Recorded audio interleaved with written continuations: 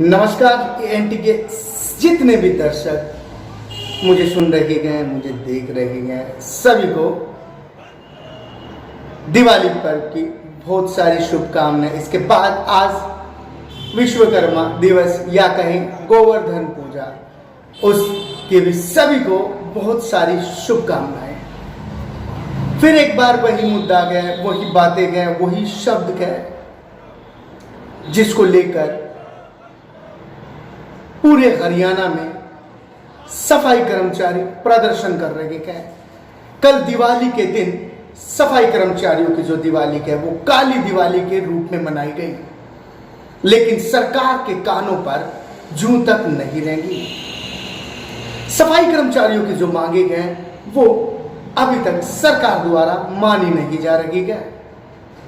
सफाई कर्मचारियों का कहना है कि जब तक उनकी मांगे नहीं मानी जाएगी वो आंदोलन करते रहेंगे। आखिर ये आंदोलन कब तक चलेगा? क्या ये आंदोलन भी किसान आंदोलन की तरह एक नया आयाम पेश करेगा? क्या ये भी एक लंबा अरसा खींच जाएगा, लंबे दिनों तक चलेगा? लेकिन सवाल ये उठता है, आखिर सरकार क्यों इन कर्मचारियों की बात नहीं मान रही? आखिर क्यों उसे हरियाणा से इतना प्यार नहीं है? आखिर क्यों वो पूरे हरियाणा को गंदगी में देखना चाहता है? ये सरकार है जो अपनी जिद पर अड़ी हुई है। बार बार के सफाई कर्मचारी आंदोलनरत रहते हैं, लेकिन सरकार कह के कर्मचारियों का कहना है वो उनसे वादे करती है और वादा करके फिर वादा खिलाफी कर देती है। ये है हरियाणा सरकार, कहें तो सीधे तौर पर भाजपा सरकार, जिन्होंने एक लंबे अरसे तक चल रहे किसान आंदोलन के बाद अपना फैसला वापस लेना पड़ा था। आखिरकार उसी तरह से आज सफाई कर्मचारी भी आंदोलन पर बैठे गए। हिंदुओं का सबसे बड़ा त्योहार, जैसे हमने पहले भी कहा था, दीपावली पर्व रहता है और इस दीपावली पर्व पर पूरे हरियाणा में सफाई नहीं हुई। पूरे शहर हरियाणा के गंद से अटे हुए गए, हर जगह गंद की ढेरियां लगी हुई है, लेकिन सरकार को इससे कोई फर्क नहीं पड़ता और ना ही पड़ेगा, क्योंकि सरकार को सिर्फ और सिर्फ चाहिए तो आने वाले चुनाव के दौरान 2-3 महीने का चुनावी प्रचार, जिससे उसका काम बाखूबी से हो जाता है, लोग भी उनकी बातों में आ जाते हैं।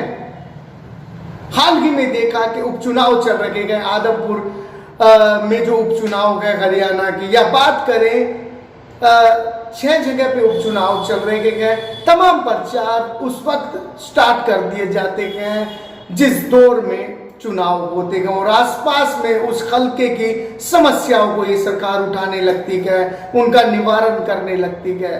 लेकिन बात ये है, जहां उस सरकार के मौजूदा सिटिंग विधायक है, सिटिंग मंत्री है, सिटिंग एमएलए है, क्या आखिर उन शहरों का कोई वजूद नहीं है? या फिर जहां चुनाव होता है उसी को आप मुद्दा बनाकर काम करते हैं? यही काम विपक्ष भी कर रहा है। विपक्ष भी किसी भी प्रकार की भूमिका नहीं निभा रहा। अगर बात करें कांग्रेस की तो अकेले राहुल गांधी एक यात्रा चलाए हुए हैं, भारत जोड़ो यात्रा। लेकिन क्या ये भारत जोड़ो यात्रा कांग्रेस को जोड़ती है? क्या ये भारत जोड़ो यात्रा विपक्ष को एकजुट करती है? ये सवाल सबसे बड़ा उठता है।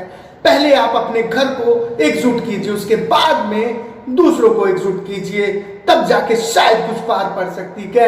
ऐसा ही सवाल मेरा सीधे तौर पर इस मौजूदा सिटिंग सरकार से कह, रूलिंग पार्टी से मैं पूछना चाह रहा हूं। यहां पे जनता की आवाज का, जनता पूछ रही है आखिर कब इस देश से, इस प्रदेश से आंदोलन का दौर, धरनों का दौर आप खत्म कर पाएंगे? क्योंकि आपके राज्य में, आपकी सरकार में जितने आंदोलन हुए गए, जितने प्रदर्शन हुए गए, इतिहास गवाह है, इतने आंदोलन, इतने धरने प्रदर्शन किसी भी सरकार में नहीं हुए। यदि हुए तो कुछ पल, कुछ दिन के लिए हुए। वो इतने दिन तक कोई भी आंदोलन आज भी किसी सरकार में नहीं चला।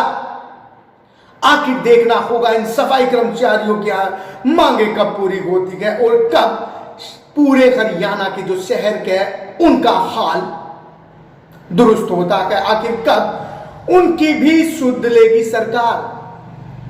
देखिए, हम पूछेंगे सरकार से सवाल, क्योंकि मौजूदा सरकार से सवाल पूछने का अधिकार हर किसी का है, क्योंकि वोटर की सबसे बड़ा राजशाही में, नेताशाही में जो है कि मालिक है। वोटर पूछेगा, वोटर की आवाज मीडिया पूछेगी। अगर मीडिया इस आवाज को नहीं उठा सकती तो मीडिया कहलाने के लायक नहीं है, क्योंकि आप उस प्रथा को निरस्त कर रखे गए जो नारद मुनि ने चलाई थी। एक बार फिर से सभी को विश्वकर्मा दिवस की, गोवर्धन पूजा की ढेरों शुभकामनाएं। आशा करते हैं जल्द ही सफाई कर्मचारियों और सरकार के बीच का जो मामला चल रहा है, जो अड़ी चल रही है, वो दुरुस्त होगी और फिर से मेरा हरियाणा, आपका हरियाणा साफ सुथरा आपको नजर आएगा। धन्यवाद।